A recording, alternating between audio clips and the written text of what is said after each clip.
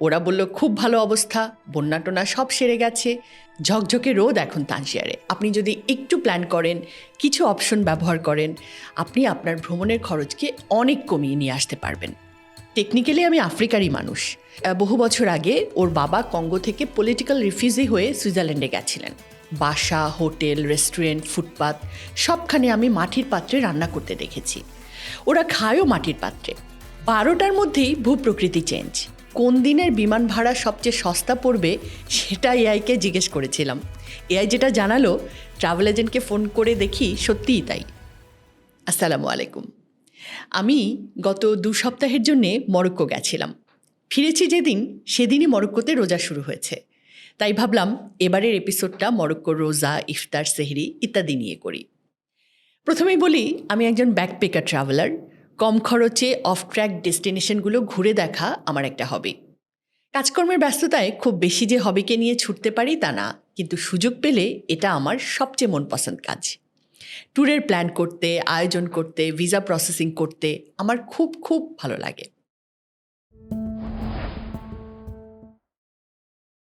ভ্রমণ নিয়ে অনেকের একটা ধারণা আছে, ভ্রমণ করতে বোধহয় খুব বেশি খরচ হয়। ধারণাটা পুরোপুরি না হলেও অনেকটাই ভুল।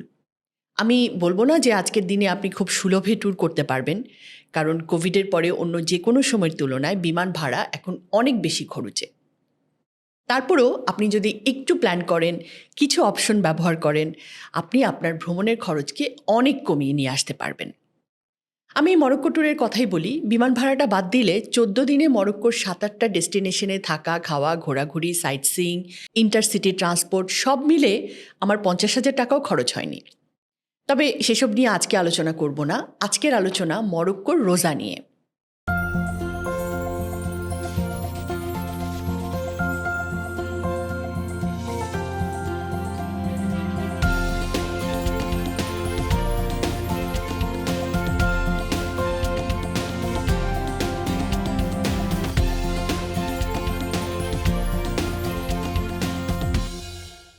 বাংলাদেশি পাসপোর্ট যাদের, তাদের মরক্কো যেতে স্টিকার ভিসা লাগবে। অন্য পাসপোর্টদের কী হয় জানি না, গুগল বা এআই থেকে জেনে নিতে পারেন। ও হ্যাঁ, এআইয়ের কথা হতে বলি, আমার ট্যুর প্ল্যান অ্যারেঞ্জমেন্ট আমি সবসময় নিজেই করি। এবার প্রথম আমি এআই ব্যবহার করে ট্যুর প্ল্যান করেছি। দারুণ দারুণ অনুভূতি। খুবই প্রিসাইজ, খুবই স্পেসিফিক এবং ডিটেলড রিসার্চ হয়েছে। এমনকি আমি কোন দিনের বিমান ভাড়া সবচেয়ে সস্তা পড়বে সেটা এআইকে জিজ্ঞেস করেছিলাম। এআই যেটা জানালো, ট্রাভেল এজেন্টকে ফোন করে দেখি সত্যিই তাই। ট্রাভেল এজেন্টের ইনফরমেশনও একই।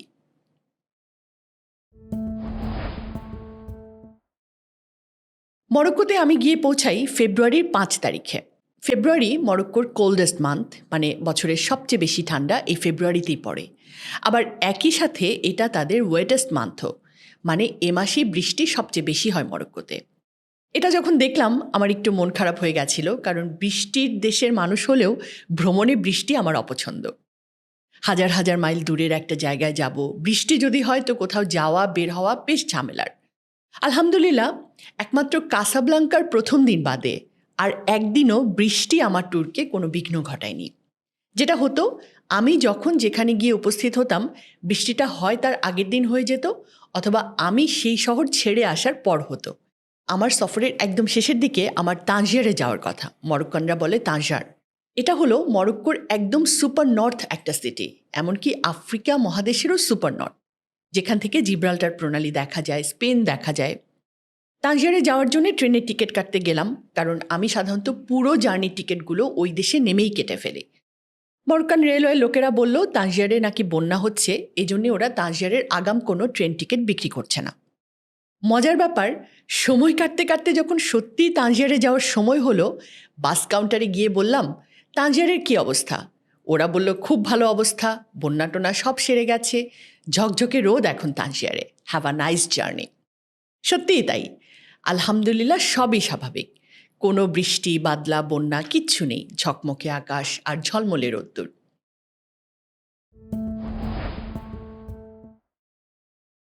তো মরক্কো সম্পর্কে খুব সহজ যদি দু একটা কথা বলি, তা হলো মরক্কো উত্তর আফ্রিকার একটি দেশ, কিন্তু ইউরোপের খুবই কাছে। স্পেন থেকে মরক্কোর দূরত্ব মাত্র 14 কিলোমিটার। অসাধারণ ভূবৈচিত্র্যের দেশ মরক্কো। একটা উদাহরণ দেই, সাহারা মরুভূমি ছিল আমার একটা ডেস্টিনেশন, মারজুগার একশেবে। মারাকেশ থেকে 2 দিন ধরে জার্নি করে পৌঁছালাম সাহারায়। এক রাত থেকে পরদিন সকাল 8টায় ফেজের উদ্দেশ্যে রওনা হলাম। 12টার মধ্যেই ভূপ্রকৃতি চেঞ্জ। 1টার সময় লাঞ্চ ব্রেকের জন্য যখন থামলো মিডলটে, পুরোই বরফে ঢাকা অ্যাটলাস পার্বত্যাঞ্চল। বরফের ওপর দাঁড়িয়ে যখন ছবি তুলছি, বিশ্বাসই হচ্ছিল না যে কয়েক ঘন্টা আগেই ছিলাম সাহারাতে, যেখানে ধুধু বালি ছাড়া আর কিছুই নেই। মরক্কোর যে ভূপ্রকৃতি খুব অদ্ভুত লেগেছে তা হলো বিশালতা। বিশাল প্রান্তর, দৃষ্টি কোথাও যেন আটকাচ্ছে না। এরকম ভূপ্রকৃতি আমি এর আগে কোথাও দেখিনি। মারজুগা থেকে ফেজের দিকে যখন যাচ্ছিলাম বা ফেজ থেকে শেফশাওয়েন, এই বিশালতা দেখে মন্ত্রমুগ্ধের মতো তাকিয়ে থাকতাম।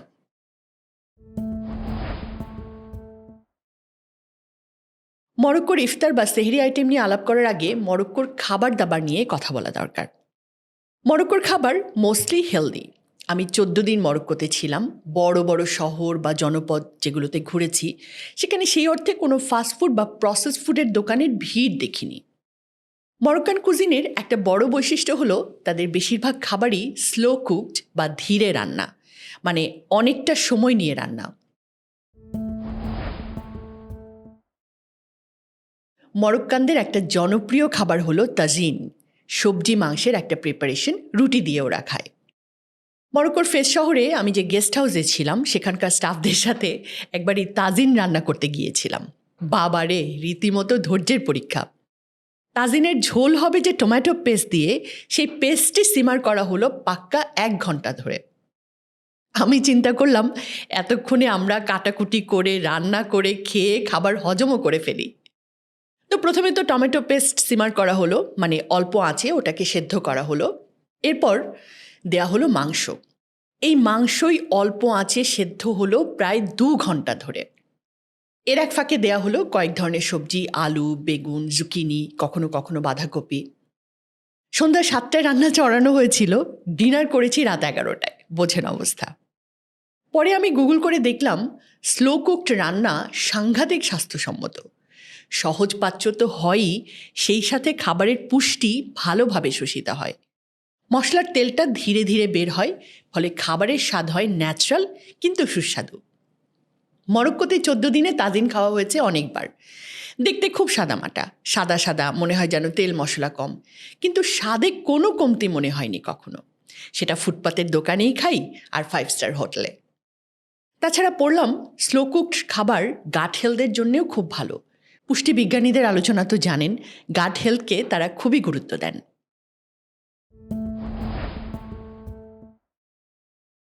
মরক্কান কুজিনের আরেকটা বড় বৈশিষ্ট্য হলো ওরা মাটির পাত্রে রান্না করে। বাসা, হোটেল, রেস্টুরেন্ট, ফুটপাত সবখানে আমি মাটির পাত্রে রান্না করতে দেখেছি। ওরা খায়ও মাটির পাত্রে, এমনকি বড় বড় রেস্টুরেন্টেও মাটির প্লেটে খাবার সার্ভ করে ওরা।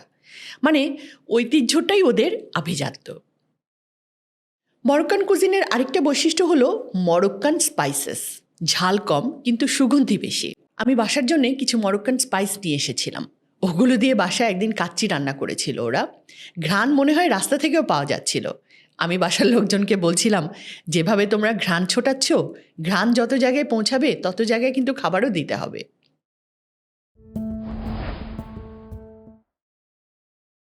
আরেকটা বৈশিষ্ট্য হচ্ছে ওরা একসাথে বসে এক পাত্র থেকে খায়।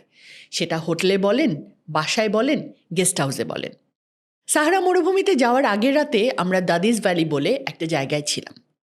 তো গেস্ট হাউসে রাতে ডিনার সার্ভ করেছে যখন, হোটেলের সমস্ত বোর্ডারদের একসাথে ডেকে পাঠিয়েছে, একদম মানে রীতিমতো দরজায় নক করে করে।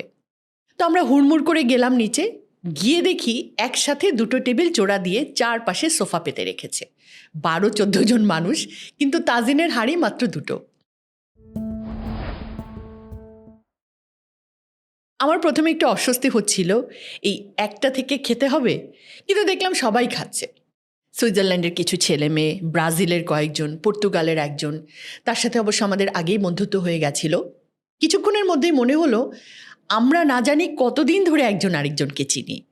সুইজারল্যান্ডের দলটার নেতৃত্ব দিচ্ছিল যে মেয়েটি, খুব হাসি খুশি মিশুক। আমি বললাম, তোমাকে তো মরক্কানদের মতোই লাগে। ও ও তখন বলল, টেকনিক্যালি আমি আফ্রিকারই মানুষ। আসলে বহু বছর আগে ওর বাবা কঙ্গো থেকে পলিটিক্যাল রিফিউজি হয়ে সুইজারল্যান্ডে গেছিলেন।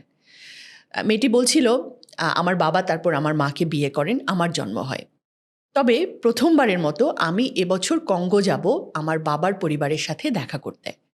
সেখানে আমার সৎ ভাই বোনরা আছে, ওদের সাথেও দেখা হবে। কি ইন্টারেস্টিং না? এক একজনের গল্প এক এক রকম। পর্তুগালের একটা ছেলের সাথে আমাদের পরিচয় হয় মাত্র 22 বছর বয়স, অথচ গত 4 বছর ধরে সে প্রতি বছর 6 মাস কাজ করে, 6 মাস বিদেশ ঘুরে বেড়ায়।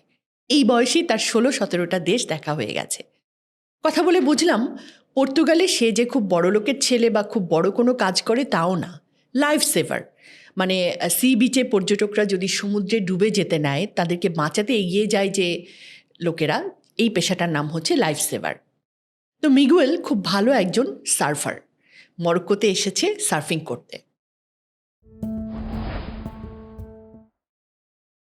মরক্কোতে ইফতারকে বলা হয় ফুতুর।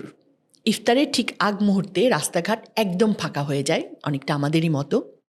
কিন্তু যে জিনিসটা আমাকে মুগ্ধ করেছে সেটা হলো এখানকার আতিথেয়তা। আপনি যদি পর্যটক হিসেবে রাস্তায় থাকেন, কোনো না কোনো মরক্কান পরিবার আপনাকে তাদের সাথে ইফতার করার জন্য টেনে নিয়ে যাবেই। মরক্কোর ইফতারের রাজা হলো এই স্যুপটি, যার নাম হারিরা। হারিরা ছাড়া মরক্কোর ইফতার কল্পনাই করা যায় না। ময়দা মেশানো পানিতে টমেটো পেস্ট, মসুর ডাল, ছোলার ডাল, কিডনি বিন এবং কখনো কখনো গরু বা মুরগির মাংসের টুকরো দিয়ে রান্না করা একটা খাবার, সাথে মরক্কোর বিখ্যাত সব স্পাইসেস। দেখতে আমাদের হালিমের মতো দেখালেও স্বাদে তার ধারে কাছেও না। হালিম যদি হয় 100, হারিরা পাবে 10। অবশ্য এ কথা কোনো মরক্কানকে জিজ্ঞেস করলে সে হারিরাকে 100ই দেবে। হাটে মাঠে ঘাটে হাপুস হুপুস করে মরক্কানদের যেভাবে হারিরা খেতে দেখেছি, তাতে আমার এটাই মনে হয়েছে।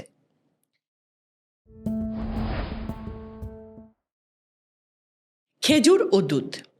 আরব কালচারে খেজুরের একটা স্থান তো আছেই, মরক্কো তার ব্যতিক্রম নয়। এয়ারপোর্টে কাউকে স্বাগত জানাতে এসেছে, গান বাজনার সাথে সাথে বড় বড় ডালায় করে খেজুর। আমরা ফেজের আল কারুইন মসজিদে নামাজ পড়তে গেছিলাম। কার যেন কি একটা সুখবর হয়েছে, ভাষা তো আর বুঝি না। 1 প্যাকেট মরিয়ম খেজুর ঠাস করে দিয়ে গেল কোলের ওপর। ইফতারেও তাই খেজুর একটা অপরিহার্য অনুষঙ্গ।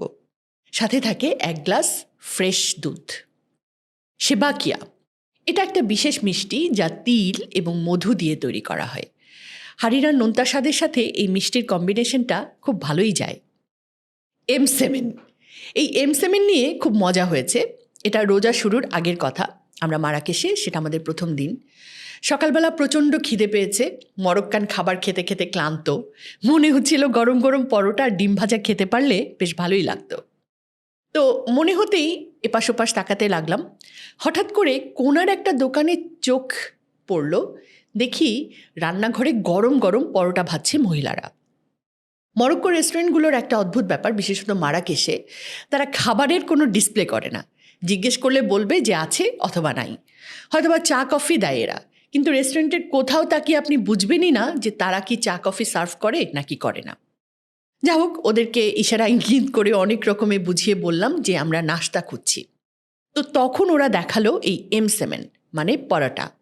অর্ডার দিলাম, সাথে অমলেট। অমলেট আর কি বলবো, আমাকে একজন জিজ্ঞেস করেছিল খেতে কেমন। আমি বলেছি, জীবনে প্রথমবার কেউ ডিম ভাজতে গিয়ে যদি পেঁয়াজ, লবণ এবং মরিচ এবং তেলও দিতে ভুলে যায় এবং তারপর কড়াইয়ে পোড়া লাগিয়ে ফেলে, তাহলে খেতে যেমন ঠিক তেমন। তো ক্ষুধা পেটেতে আসলে সব কিছু কি অমৃত লাগে। আমরা সেই এমসেমেন আর অমলেটই মজা করে খেয়েছি। মিন্ট টি বা আতায়ে। মিন্ট টি হচ্ছে মরক্কোর জাতীয় পানীয়। আসলে এটা হচ্ছে পুদিনা পাতার চা। খুবই সহজ। পুদিনা পাতা দিয়ে পানি সেদ্ধ করবে, তারপর একটা পুদিনার থোকা ঢুকিয়ে সার্ভ করবে। ওরা অবশ্য বেশ চিনি খায়, কিন্তু আমার কাছে চিনি ছাড়া মিন্ট টি আরও ভালো লেগেছে।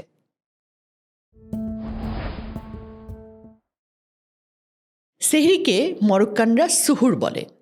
সুহুরে তারা খুব ভারী খাবার যেমন তাজিন বা কুসকুস সাধারণত এড়িয়ে চলে। শরীরকে হাইড্রেটেড রাখা এবং দীর্ঘ সময় এনার্জি ধরে রাখাই থাকে তাদের মূল লক্ষ্য। মরক্কোর সেহরির প্রধান খাবারগুলো হলো সেলো। এটি মরক্কোর সেহরির সুপারফুড। ভাজা আটা, তিল, অ্যামন্ড বা কাঠবাদাম, মধু এবং প্রচুর মশলা দিয়ে তৈরি এক ধরনের পুষ্টিকর মিশ্রণ। এটা প্রচুর এনার্জি দেয় এবং অনেকক্ষণ পেট ভরা থাকে। 1 চামচ সেলো মানেই 1 চিমটি জাদুকরী শক্তি। এমসেমেন ও হার্সা। এমসেমেন নিয়ে তো একটু আগেই বললাম, এটি মরক্কোর সিগনেচার ফ্ল্যাট ব্রেড বা পরোটা। সেহরিতে এটা মধু বা জ্যাম দিয়ে খাওয়া হয়। আর হার্সা হলো সুজি দিয়ে তৈরি এক ধরনের রুটি, যা বাইরে থেকে মুচমুচে কিন্তু ভেতরে নরম। এটা মাখন বা পনির দিয়ে খেতে দারুণ লাগে। মরক্কান দই বা রাইব। মরক্কোর মানুষ সেহরিতে ঘরের তৈরি ঘন দই বা রাইব খেতে খুব পছন্দ করে, কারণ মরুভূমির গরমে সারাদিন শরীর ঠান্ডা রাখতে আর তৃষ্ণা কমাতে এর জুড়ি নেই। অনেক সময় এতে ফল বা বাদাম মিশিয়ে ওরা খেয়ে নেয়। ওটমিল বা হারিরার হালকা ভার্সন। ইফতারে ঘন হারিরা থাকলেও সেহরিতে অনেকে বার্লি বা ওটসের হালকা স্যুপ পান করে, যাকে বলে বেলবোলা। এটি দুধ বা মৌরি দিয়ে রান্না করা হয়, যা হজমে সাহায্য করে। খেজুর ও ফল। খেজুর তো মাস্ট, এর পাশাপাশি তরমুজ বা কমলার মতো রসালো ফল সেহরির টেবিলে সবসময় থাকে, যাতে শরীর হাইড্রেটেড থাকে। পানীয় হিসেবে পুদিনা চা ও কফি, এটাই হচ্ছে সবচেয়ে কমন আইটেম। ইফতারের মতো সেহরিতেও মরক্কানরা তাদের প্রিয় মেইন টি বা 1 কাপ কড়া কফি পান করে, যেটা দিয়ে তারা ফিল করে যে তারা সারাদিন এনার্জেটিক থাকবে।